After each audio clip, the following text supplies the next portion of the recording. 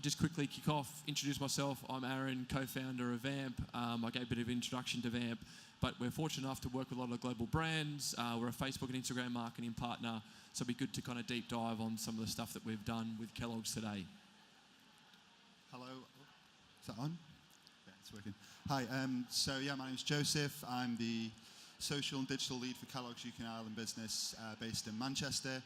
I guess that role now has become more of a consultancy role for the UK business. So versus a strict marketing function, it's now more around different areas of the business like PR, comms, nutrition, legal, socials playing a much stronger and leading role for multiple functions within the UK business now. And so, whilst obviously looking after our influencer marketing strategy as part of our digital marketing, it covers a broad function within the business.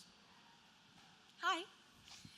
So my name's Emily. I am an influencer. I still find it weird saying that. I'm an influencer, and I also work part-time on the other end of the spectrum doing brand consultancy as well. So I started my blog around 2.5 years ago. It kind of began as an accident. So I met a business consultant who was trying to help me break into fashion PR. So she said, you should start a blog which you can kind of give to prospective employers to help you get a foot in the door. And then within about 6 months, I decided not to go into fashion PR, and I decided to pursue the blog instead.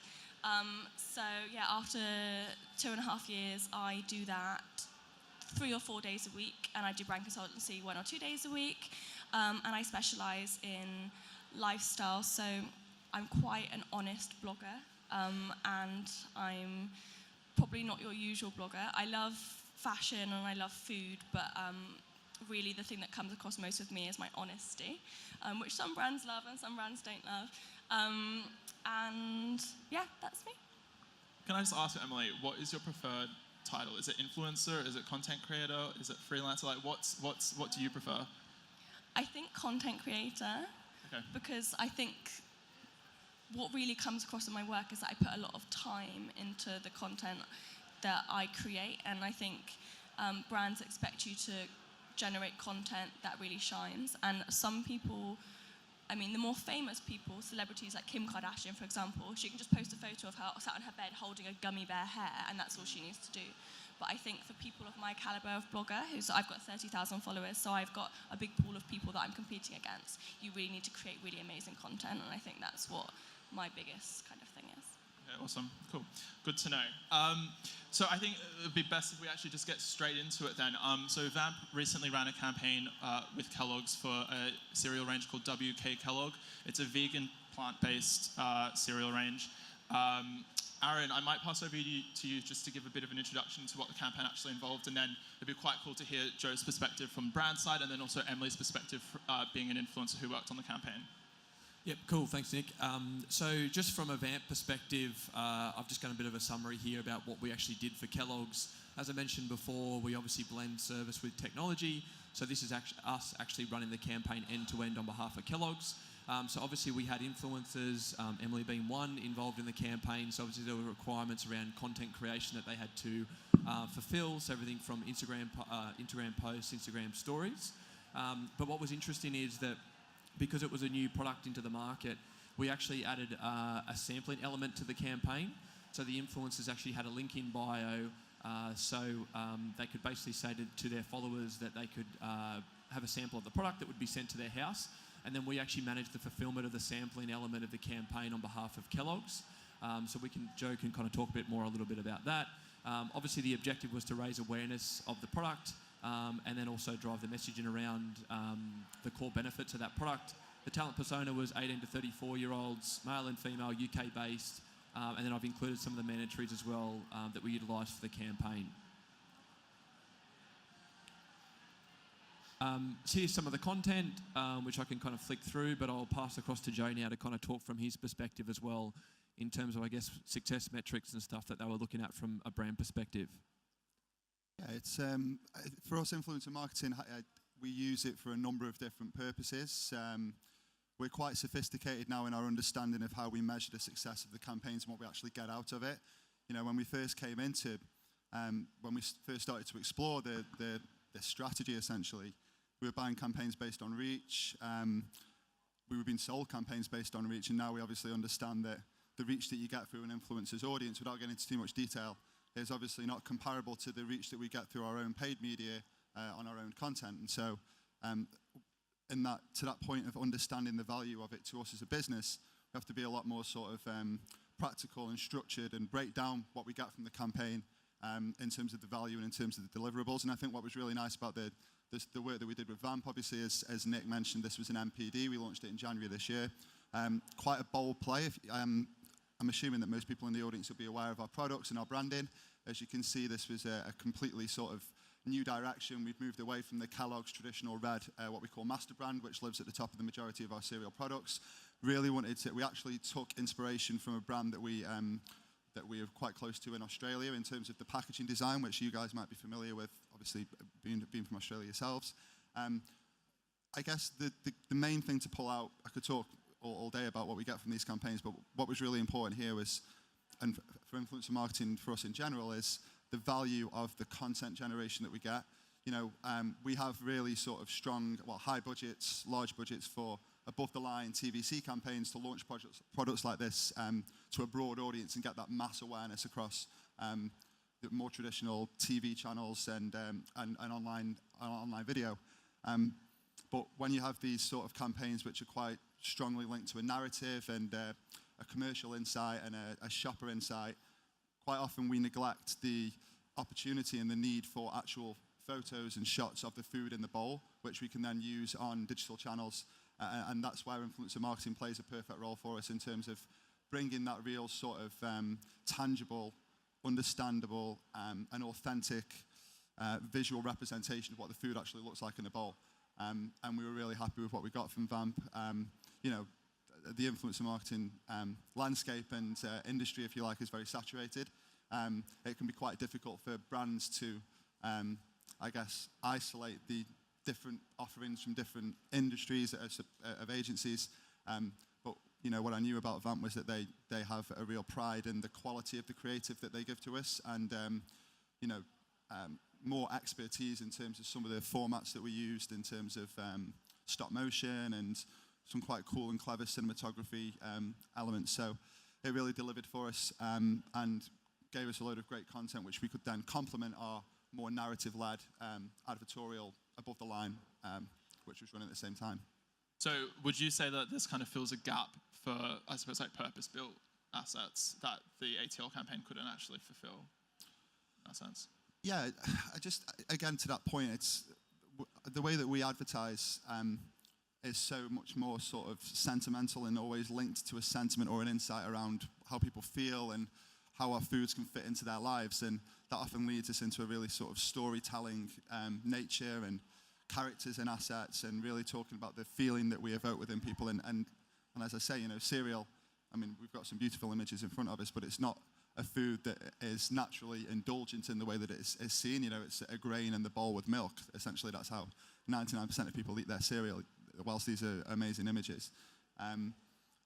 But we do have, like I say, a responsibility, I think, that we need to be conscious of in terms of actually making it look beautiful and making it look indulgent, making people walk down the aisle and say, I want to buy that and I want to recreate those images. So I wouldn't say fill in a gap. I think it's really important. And, you know, more often than not, that's the role that influence marketing plays for us now. Nice. Emily, do you want to chat through your, I suppose, like experience working on this campaign, how you felt it went? So for me, this was a really comfortable campaign for me, because there are some brands that really want you to like travel an hour outside of London to find a field or a beach and set it up and make it look all magical. But with this campaign, I really wanted it to feel really organic and natural to my own life. Like, I didn't want it to feel too staged. Like we've just said, it's cereal. It's not like I'm advertising an engagement ring or something really kind of dreamy and magical. I was just trying to get across the fact that it's a really delicious cereal and you should eat it because it's yummy, and I eat it, so you should eat it. So, so it was a really fun campaign to do in that way, and it's not very often that I get to do campaigns that I just really do genuinely slot into my own life. Although I say it was an easy campaign. That last photo there, the pink pajamas, that's in a coffee shop, about a 5-minute walk from my flat. So I had to walk down the street in my pink silky pajamas with a pack of Kellogg's and sit in a coffee shop window and take a photo. So I say comfortable, maybe that shot not so comfortable. But yeah, it was a really great campaign to work on. I had loads of great feedback, and I think it was good because there were a lot of other influencers who were also doing that campaign, really high level, high value influencers, and people, my followers, saw that from a lot of different influencers kind of in my area, and the recognition of that campaign came back round, and yeah, it was really well received. Fantastic. What I'm going to do is I'm going to run through a few questions that I think we could all maybe discuss, and then we'll open up to the floor for any questions that you guys may have. Aaron, I'm quite interested to know about your perspective on how you've seen influencer marketing change over, I'd say, like the last 5 years. Obviously, there's been huge shifts in the industry. Vamp's been up and running for almost 3 years now. How have you seen everything kind of move, and where do you kind of see it kind of going towards? Yeah, I mean, like Yes said, Vamp's 3 years old from October, so we just turned 3. But even in the time that we've been around, we've seen so many changes in the industry. Obviously, it's moving very quickly, but I think from a couple of different perspectives, from a brand perspective, initially when you go out and talk to brands, even 3 years ago, there wasn't like influencer spend, right? You're either going after like PR budgets or social budgets. So obviously now we see brands attributing money directly to influencers over the course of, as part of the marketing mix. We're also seeing things moved away from like brands just gifting product and realise it's a channel they need to invest in and put money behind. And then also it's even moved from just kind of like the ad hoc campaigns. So brands just going, hey, we just want to do a campaign for a particular product launch or whatever it might be, to us now building out 6 and 12-month strategies for brands, which is really interesting, right? And doing influencer campaigns around key tentpole moments over the course of a year. So we've seen that change a lot. I think as it continues on, we're seeing a big push for brands, a big push from brands to kind of like businesses like Vamp, where obviously they want more solid reporting metrics that underpin it. I guess it's taken some time to kind of get there, because I guess a lot of the stuff that we kind of report on is stuff that is relatively easily obtainable, reach, engagement, those sorts of things. But what we're trying to do at Vamp is, as we're a Facebook and Instagram marketing partner, is actually start to pull insights directly out of Instagram's platform, and then really close the loop on being able to see, who pushes who into a sale process, into an e-com, and that's really what we're trying to get to. We can almost get it to like a cost per acquisition type model. So it is, like I said, moving pretty quickly. To have brands like Kellogg's and stuff wanting to leverage the channel is really interesting. But even as I kind of said before, fashion and beauty and FMCG were always pretty easy categories to kind of go after for influencers. But obviously now we're seeing like automotive brands and financial services companies like Amex and MasterCard also utilising the channel. And then, of course, you've also got the content side of things, which Joe was talking about, where we're seeing brands now just using influencers as like an outsourced creative agency, essentially just getting them to produce assets that they can exclusively use across their websites, their social channels. So I think that's really interesting as well. And also, you've got this big piece around influencer content outperforming branded content as well. So there's plenty of moving parts to it. But it's definitely an interesting space to be a part of. And Joe, I'm sure that you've seen quite a lot of shifts internally at Kellogg's in regards to, I suppose, the need for influencer marketing, maybe, or the pressure, or perhaps it's something that you're pushing internally. Do you want to chat through, I suppose, from a brand side, how you've seen it change? Yeah, I think the best way to answer that and to build on what Aaron was saying there around, so with an FMCG brand, and the fact that only 10% of our products are sold online, and we don't have a direct consumer purchasing platform, and we don't have the relationship or the insight into the data that our customers like Tesco, Sainsbury's and Asda, through what they sell online, we find it very difficult to attribute the ROI, any ROI to this kind of work on digital. So we have to rely on vanity metrics, which most people will be familiar with. And what we're finding, and again, Aaron said it, is that now that we've got this great suite of content, and we can get up to 40, 50, 60, 100 pieces of content from influencer marketing campaigns, when we put that into the mix of these digital measurement optimization models that we have, we are finding that it's driving higher engagement rates. For some of the video assets that we've had created, obviously a bit more few and far between, they do perform and outperform some of these really sort of, like I say, complex narrative-led pieces of creative. Particularly if you look at metrics around completion rate, the attention span of UK consumers on social is minuscule now, and you have to grab their attention straight away, and it's very difficult for us to create content with those heavy narrative-led pieces, which capture the attention straight away, whereas these visually beautiful, stunning assets really do that. And to be completely honest, and I'm not sitting too far away from the offices of one of our biggest advertising agencies, it's putting pressure on them, because this is a much more cost-effective way for us to get those assets and to create content that works on our channels for us. And the future, I think, will have to consider the value of this content to us. So we're still on a journey of understanding the best way to measure the success of the work that we're doing and how to attribute that ROI in sales. Doing some really interesting work actually with Waitrose at the moment, where we're trying to understand how they run influencer marketing and how we can leverage their followers and their fans and shoppers to then work in tandem with our product. So what Emily was saying around hopefully working with influencers who are genuine consumers of our products, and that's the key, and how agencies can partner us with those people. It's an interesting point you made around. It was nice to actually work on a campaign for a brand that you would actually eat. What I would hope is that all influencers sign up to work on Kellogg's brands if they're a cereal consumer. I wouldn't want an influencer who's never eaten cereal or not eaten them since they were a 4-year-old child to suddenly sign up for it. But yeah, that's the key, I think, is the authenticity that you can get and how you can actually partner with genuine consumers who then create the content, because it speaks volumes, like you say, if it's something you would genuinely eat. See it comes through in your work. If you love the product, then if you have a genuine passion, then it definitely comes through. Joe, I'm quite interested in regards to what you said about, I suppose, influencer marketing encroaching or kind of coming close to the scope of ad agencies when it comes to asset delivery. Where do you think the value in influencer marketing lies that, I suppose, like other marketing and ad suppliers actually can't provide? Is it in the content? I think it's much more cost effective. Like I say, we'll have these big film shoots for TV ads, which are shot all over the country, big budgets. And then we suddenly decide that we want to amend one of them, and we can't just go out and reshoot it again. It's got to be a whole new shoot, and we don't.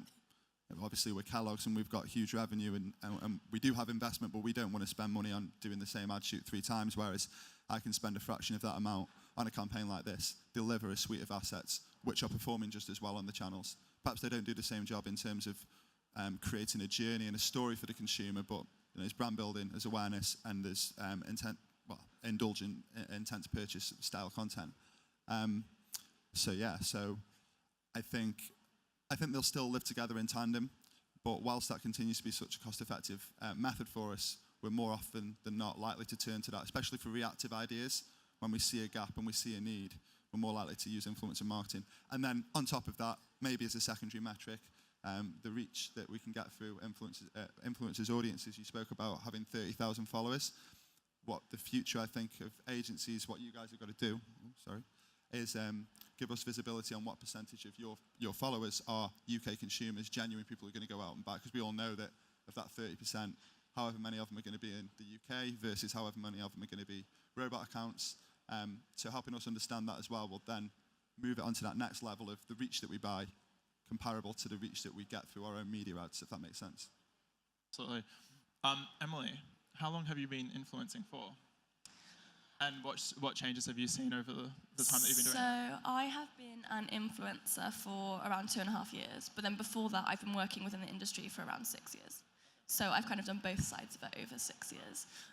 The biggest change I've seen personally is the shift into micro-influencers.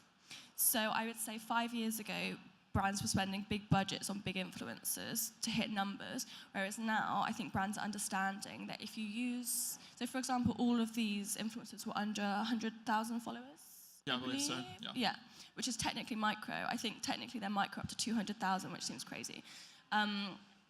I think everybody's got their own definition with it really now. Yeah. So it's, but not as celebrities basically.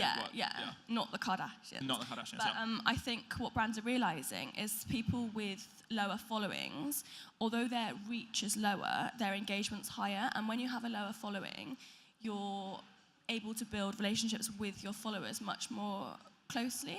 So your opinion and your views and the posts you put out, people really value. They kind of see you as a friend that's giving that idea rather than just a famous person who's trying to flog stuff. And on the other side of that, the actual content that's generated through micro-influencers are generally of a higher standard because, like I said before, they are fighting against thousands of people who are trying to do exactly the same thing as them, have similar following, and they realize that in order to succeed, they need to really do amazing work. So yeah, that's the biggest shift, macro to micro, I'd say. Where would you guys say and maybe this is a question for Aaron, where would you say the sweet spot is when it comes to following size for influencers? Because as Emily just kind of alluded to then, the lower reaching influencers often have the higher engagement rates. Where would you say like the best balance lies? That's a good question. Look, to be honest, I think definitely, as Emily was saying, in that kind of micro-influencer fee, you're going to get anyone from kind of like 5,000 to probably like that 200,000 is probably the top tier where you'll get high engagement and fantastic content. I think one thing that we always try to tell brands is that they should have a tiered approach to it. We find that clients we work with, like Estee Lauder, they'll have like their ambassador program, and then they'll use platforms like us to kind of plug the gap beneath that to get kind of their more micro influencers or power middle influencers. So I think it's important for brands to kind of still have that tiered approach and a strategy across all of them. But definitely, I think if you're going after like really good content and really good engagement, then definitely you're going to get that at that kind of power middle micro influencer. Those kind of two in particular. Emily, what would you say, obviously because you've worked with quite a lot of brands, what would you say the biggest misconception is that brands have about working with influencers? And I suppose like what are the biggest struggles that you've kind of faced? So many brands kind of see you as, I said I would say I'm a content creator. That's true. However, I'm still creating content for my audience, that content that I'm confident converts. Whereas a lot of brands kind of see you as a content creator in the way of, here's a brief, go and take this shot or make this video and make it exactly like I want. Whereas I can, that's fine, but I'm telling you that's not the best use of your budget because I know what my audience is looking for and I know that that's not necessarily what they're going to kind of want to see and convert and engage with. So that's probably the biggest bugbearer for me because although I value brands' opinions, and there's always some creative direction to say, go to this location, shoot it like this, put it on the floor, stand it up, blah, blah, blah. It just doesn't really generally work. Joe? It's funny actually. I think perhaps something that people don't realise is that as marketeers become more of a millennial, collection of people, the marketing team that I've got at Kellogg's are mainly people in their mid to late 20s, the same age as me. They're part of this social generation, whereas before, it'd be more people who are maybe not as savvy with social, happy to sort of relinquish control to younger, more creative and cool social people. Now you're dealing with people who've actually got their own Instagrams and their own followings, so they naturally want to become more involved in what the assets look like. And I have a real battle, to be honest. I'm kind of the middleman in that relationship where, one of the WK Kellogg brand manager might look and say, oh, well, why is she in a cereal in bed? I'd never do that, and nobody would ever eat the cereal in bed. Get her to shoot it again, or why is a cat on the bed? I would never have my cat on bed, and that makes me feel uncomfortable. Shoot it without the cat. They're much more personally involved, and it's good because it shows that they're passionate about that area of marketing. But I think definitely, I completely agree with what you're saying, Emily, and I would always encourage. I always try to relinquish the creative control and what the asset actually looks like. What the problem that we have, which is an issue, is around compliance. So we do have to be quite strict around certain areas. You wouldn't believe the amount of people who've got a problem with cereal, and they're literally watching it like a hawk for the smallest issue. We can't have a laptop in a photo where people are eating cereal because it's classed as sentient eating and overindulgent. And if we have an influencer image that goes live, someone on the laptop eating cereal, we'll get a complaint within 24 hours to the ASA. So we have to be extremely strict around it.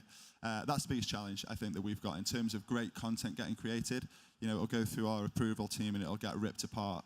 And I have to fight some serious battles internally to get to kind of bridge that gap. But it is important. So I think, Emily, my feedback would be that sometimes we're just trying to look out for ourselves as well. So yeah. Aaron? I was just going to kind of just add to that. I think having the kind of service element to our business, we try to kind of fight that fire before we brief the influencers, which is like relinquishing that control. Obviously, in some sectors, financial services is another, pharmaceuticals another. There are a lot of things that influences. Alcohol is another too, where they have to abide by and ensure that whatever they say in the channel is safe. One thing that we do try and get around is, we'll let the brand be able to look at potentially the comments to ensure that, that everything that's said in the commentary is safe and there's nothing adverse. But then what we don't let them do is generally artistically direct the content. So we'll try and put together as much do's and don'ts of a campaign. So things like, including a laptop, or I think Joe was saying yesterday, they're not allowed to have a heart-shaped cereal bowl, because it means that cereal is good for your heart. So Implies it, yeah. It implies it, yeah. So we try and add all those things in up front. So to still give the influencers creative control over the content that they're producing, but ensuring that they're not, they're following still basic framework and guidelines of stuff not to do. Joe, would you say that the whole compliance battle is the biggest challenge you face when working with influencers? It is. We're in a good place with it now because our team internally are a little bit more savvy around understanding the nature of influencer marketing. We're not going to have quite as much scrutiny on it as we would on one of our own adverts. Originally we just applied the same layer of ruling. There's a lot of challenges with it. I touched on it earlier on. The big one that I have is that I feel a lot of influencers who we want to work with, particularly when we are more interested in the reach we get from their audience, just buying the campaign and signing up to the campaign because they see it as Kellogg's, they see it as a big brand to be associated with.